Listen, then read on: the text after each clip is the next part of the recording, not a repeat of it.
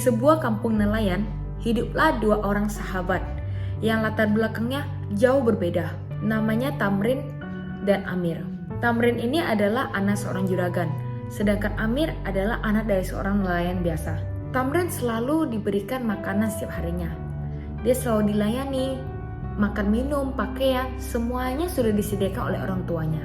Sehingga Tamrin tidak perlu bersusah-susah untuk menghidupi dirinya. Mau makan enak, tinggal minta kepada orang tua. Sedangkan si Amir, untuk makan, dia harus mencari makannya sendiri.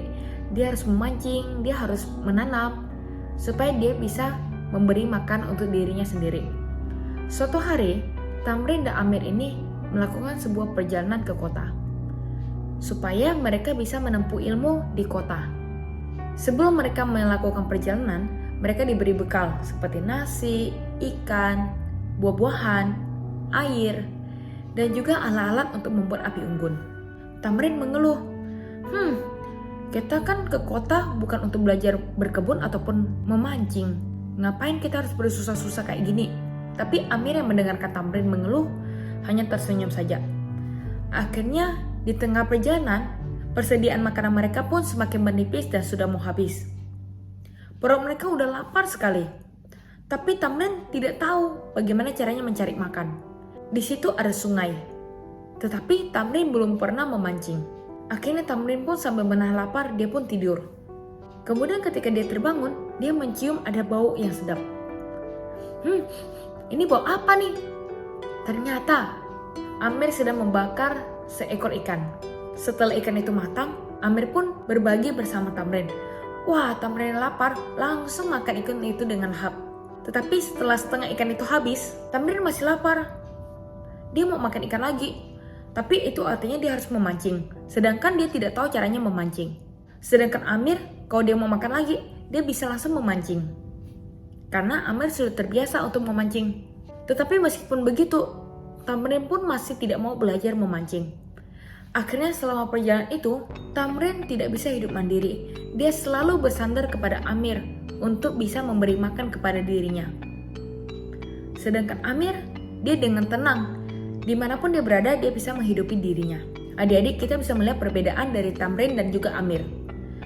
Tamrin ini lebih memilih ikan. Jadi dia tidak mau belajar memancing. Dia mau setiap kali diberikan ikan dan ikan supaya dia bisa makan. Tetapi Amir, dia memilih pancing. Memang susah untuk belajar memancing. Tetapi ketika dia sudah bisa, dia bisa menghidupi dirinya sendiri. Dia bisa mendapatkan ikan sebanyak mungkin dengan skill memancingnya. Akhirnya Tamrin tidak bisa hidup mandiri dan terus bersandar kepada Amir. Sedangkan Amir akhirnya bisa hidup mandiri. Kalau adik-adik lebih milih seperti Tamrin atau seperti Amir? Terkadang kita senang sekali dilayani orang lain. Senang sekali diberi makan, dibantu setiap saat, didukung setiap saat. Maunya semuanya baik-baik. Ketika semuanya lancar, semuanya terasa nyaman dan membuat kita ini jadi malas belajar. Tetapi ketika kita malas belajar, kalau suatu hari kita mendapatkan kesusahan, akhirnya kita yang akan jadi susah. Karena kita tidak bisa apa-apa, tidak ada yang bisa melayani kita lagi. Tetapi kalau kita dari sekarang kita mau belajar, mungkin kita belajar memasak, atau belajar dengan sungguh-sungguh di sekolah, atau belajar bersepeda dan lain sebagainya.